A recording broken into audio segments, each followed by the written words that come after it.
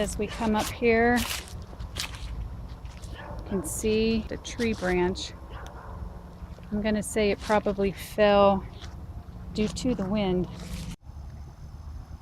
Usually the deer are up in this area right here. Usually 3 to 4. And they're pretty big. I've been pretty lucky to be able just to watch them from the window. They don't hurt anything. They don't come down as far as the garden.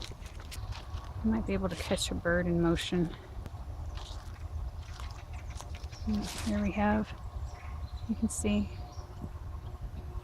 feathers. It's like a bird feather. And they flit all through here, and I can hear them right now. Well, I didn't run into any deer, just a few birds, and I thank you for watching. Glad to be able to get outside today for a little bit. I think the rain is on its way, but as always, remember in your life and in your garden to sow, reap, repeat.